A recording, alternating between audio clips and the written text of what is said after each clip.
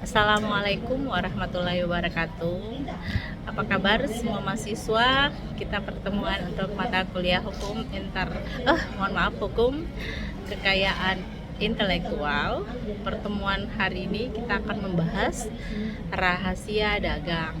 Nanti bahannya akan saya berikan melalui saudara ketua kelas. Kali ini saya hanya merekamnya karena kebetulan saya ada di luar dan berkegiatan. Jadi nanti ketika kita bicara tentang rahasia dagang ini, teman-teman, terus terang ada beberapa hal yang sangat penting. Silakan kalian lihat di PowerPoint kalian ya. Intinya dalam kekayaan intelektual itu, ranah rahasia dagang itu masuk pada hak kekayaan intelektual industrial. Tetapi dia berbeda dengan masa perlindungan hak kekayaan intelektual lain yang berbatas waktu.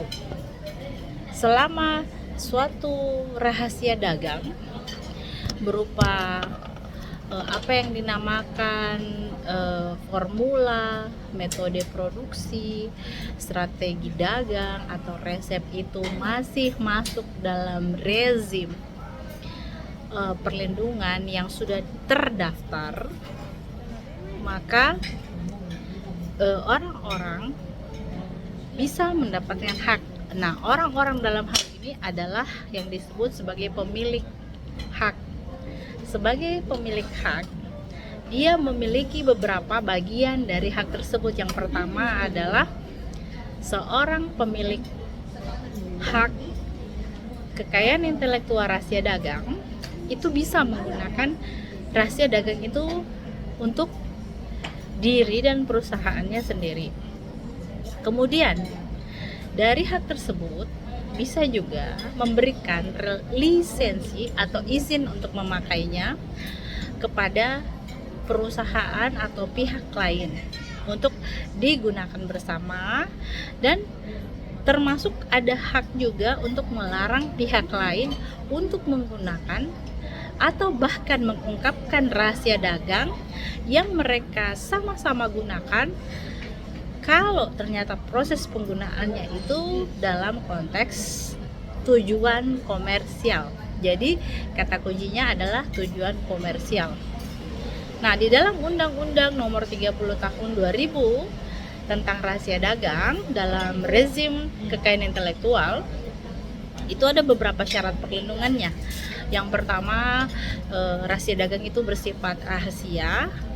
Yang kedua, menyangkut hak milik. Yang ketiga, ada bentuk-bentuk pelanggaran dalam konteks rahasia dagang. Kemudian mengatur juga terkait sanksi pidana. Nah, dalam Undang-Undang Nomor 30 2000 ini, Undang-Undang Nomor 30 Tahun 2000 tentang rahasia dagang ini, apa yang dilindungi dalam konteks rahasia dagang? Yang pertama adalah perlindungan terhadap suatu inovasi, dan yang kedua dalam konteks investasi bisnis. Kalian mau tahu seperti apa? Ibu sudah menjelaskan juga di dalam slide yang akan dibagikan melalui ketua kelas ya. Dan kemudian kita juga mengacu kepada ternyata di dalam rahasia dagang itu ada pasal yang terkait mengapa rahasia dagang ini termasuk dalam kategori Undang-Undang Nomor 5 Tahun 1999 terkait larangan praktek monopoli dan persaingan usaha tidak sehat.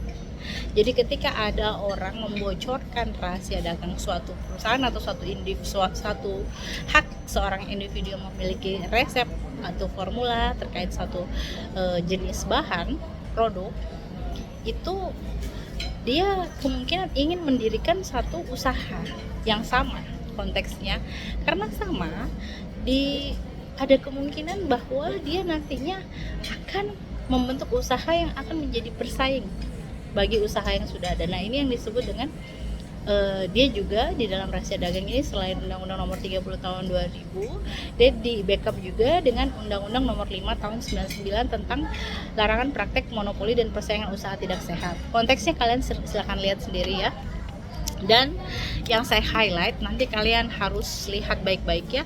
Di situ ada juga sistem NDA atau non disclosure agreement, terkait jika seseorang memutuskan untuk bekerja sama,